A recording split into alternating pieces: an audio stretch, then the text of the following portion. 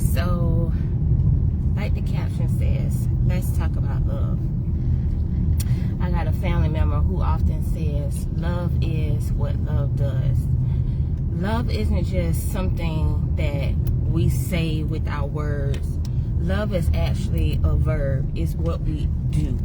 Love is not only a verb, but love is a noun when we look at it as who God is, you know.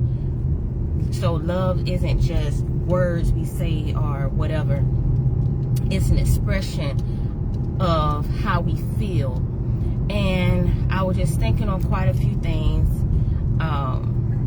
Per my post, I was quite grieved in my spirit over a few things, but I went and lied down after prayer, and when I woke up, God gave me such a peace. And not only was that like a feeling that it was a reassurance. I had this dream also that I'm not going to share, but it was this reassurance from God letting me know I got you. And then when I spoke to my uncle pastor, who also expressed in a way of what love is all about. He is the epitome, I would say, of a man of God, a man who does not just talk about God or talk about this life, but he lives this life. He is one of few men, because we don't see a lot of men, you know, just living out this walk or just living out this, you know,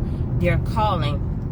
But anywho, I said all that to say that many times we will say, you know, I love you to a person, or I love God even, but it's what we do.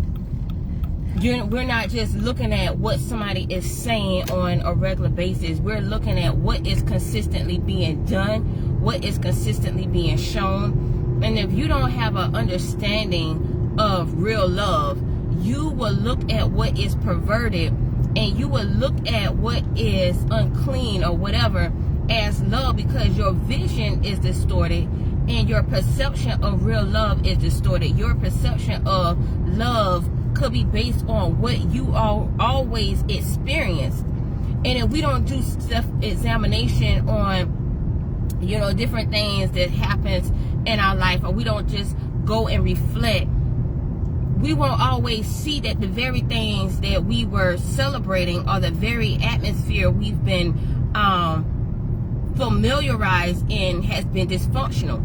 We don't always see the dysfunction. I heard somebody say, I didn't know that I was poor until I got older, or until I went to other, you know, places, and I recognized, hey, I grew up pretty poor. But all we knew was what was around us. It felt like it was, you know, rich. It felt like, because perhaps you had enough love there, or enough whatever to sustain. Whatever the case may be, we don't always see our reality until we step outside of it and re-examine some things. Whether that's you know, we see some things as good, or whether we step out and see it as bad, but we're going to always see the truth of what it is.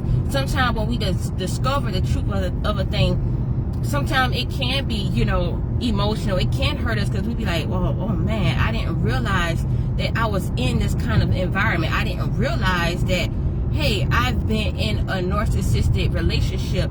I didn't know that. All I know is I thought I was, you know, giving such and such. But when you're in a narcissistic relationship, the whole time the individual have you mentally gaslighted, emotionally gaslighted, and thinking you're the whole time the issue, when their perception on everything is distorted. No matter what you say, no matter what you do, even in good intent, you could try to say it in the nicest way ever, because of their insecurities, because of what they're dealing with, their warped perception on life, even because they glorify everything else around their world. Everything else is centered, or they're the center of attention. Everything else is just them. They have a distorted perception of love. And so you're in this whole toxic relationship, and you don't even realize that you're in a toxic relationship. You don't realize that you are being emotionally and mentally abused in this relationship.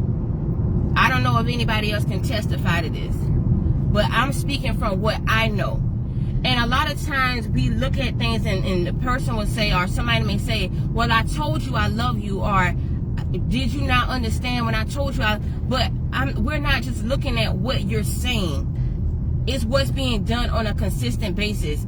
And when we study or understand the mind of God, we understand that when he allows certain things to happen in our life, like I can say I'm personally going through a situation now. It's not hitting me physically as much as it's hitting me emotionally. And so when we go through things, it's like when we don't understand God, we think, oh, it's a punishment. Oh, it's something we've done. And sometimes it's nothing we ourselves has done, but it's something that God is intentionally allowing for us, for a purpose. And we have to know God in order to know and understand his character. Because when we don't know God and we don't understand his character, we perceive things in the wrong manner. We misunderstand him. We get angry at things that we're supposed to be rejoicing over. And it's likewise with people. When they don't understand what real love is and who God is and what that looks like, they'll get angry at the people who are loving on them. They'll turn their backs on the people who are genuinely loving them, and they'll embrace everything else around them, and they'll show love and they'll show gratitude to the people that's actually hurting them, or they'll gravitate to the atmosphere that's actually causing them harm. They don't see that as harm. They see that as, this is a good thing because this gives me a high, and this does something for me. But that is a selfish place, because all you're doing is trying to self-pleasure for the moment. It's not even eternal. It's not even long-term. It's for a temporary gratification for only a selfish moment. And we have fathers out here. Let's just talk about it. We have fathers out here with daughters who are out here mishandling somebody else's daughter. So how can you say you love your daughter when you're out here mishandling somebody else's daughter? You out here just running through somebody else's daughter. You out here just mistreating and mishandling the heart of somebody else's daughter. All you see them as is a body part. And then some people wonder why certain things is showing up in their bloodline with their children, because you don't pass on the spirit and did something to somebody else. And the Bible said, whatever seed we sow, we're going to reap. So if you love your daughter, you should know that there's somebody else who loves their daughter. And if there's nobody else who's showing love to that child, to that female, that daughter, know that she is a daughter of God first and foremost. She is somebody whom God created, who God cherished. Even if they may not be living a life that is pure before him, God still cares about that individual. God still cares about you. God cares about all of us. He may not love everything we do, but he loves us as a people. And his judgment is going to come on those whom he says, because that's his word. He cannot lie. So his love language is expressed in his actions towards us. His love language is expressed even in reprimanding us, even in chastisement, because the Bible says a good father will chastise their son. A good father, a good parent chastises their child, because it's not so much for the purpose of hurting them. We're not supposed to hurt them physically or do harm to them, to abuse them, but whatever is done, it's done to keep them out of harm's way. It's done so that they know I'm doing this so you don't have to get into the justice. You don't have to, get out here in the justice system and go to prison, or the officers beat and abuse you, because they're not going to have the same compassion and heart towards you as I do. So I'm going to do this for you here, so you're not abused out there. I'm going to cover you and chastise you and teach you and reprimand you here in this place of love and safety. So when you get out there, you're not devoured by the wolves. You're not beaten and abused by what's seeking to devour you out here in the world. But we don't always look at that as God showing love to us through his chastisement. He placed parameters around us for a reason. But when we think we're too grown for God's comfort and his love and his parameters, we try to get out there and do something of our own and start making a mess of things. And I want us to get to an understanding of knowing what real love is, because when we understand what that is, and we're asking God to teach us what love is based on what He defined it to be, we won't just be out here just hurting people. And first and foremost, we'll do the self-work within. What is going on with me? Why am I consistently doing this thing? Why am I saying this? Why am I acting this way? Out of the abundance of the heart, the mouth speaks. And another verse says, from the issues of life, from the heart flows the issues of life. So there are things that we harbor in our heart, whether we realize it or not. And when it says from out of the abundance of the mouth, the heart, from out of the abundance of the heart, the mouth speaks. We respond. Whether we respond verbally, there is a response we give when we say, I love you. There is a response we give when we show, I don't really love you. I say this with my mouth, but my action shows that I would rather please myself more than commit to this relationship. I would rather do this and do what pleases me rather than commit to what you require of me in this relationship. I don't really have the heart or the mental capacity to give to you what you deserve, or to give to you what you require in this relationship, or what this relationship really needs to be fed and to thrive.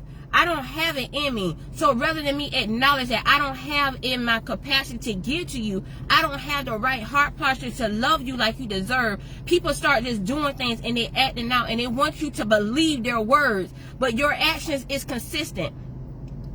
Actions speak louder than words. So when we're watching behavior patterns, it tells us all we need to know about a person. All we need to know about ourselves is defined in our pattern.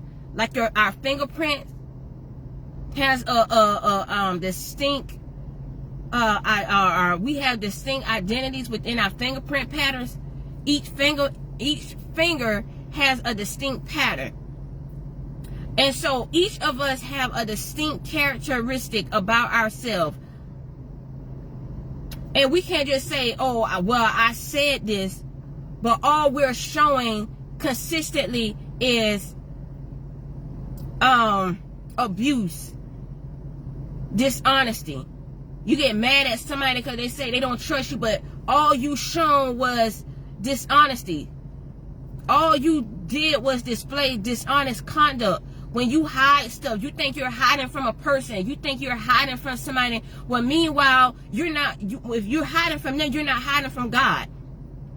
So if God wants that individual to know a thing, to keep them protected, He's going to allow what you do to come to the light. And the Bible already says what we do in the dark will come to the light. If you're trying to fake the funk and make somebody believe that you are living holy, what you do consistently is going to manifest. Either a child is going to come forth, or you want to come up with some kind of disease. Your name is going to be found in some kind of scandal. God is going to allow something you're doing consistently to manifest in the natural. Something He's consistently seeing you doing. Something He has consistently warned you about in private that you have ignored, that you have rejected His attempts of love and reprimand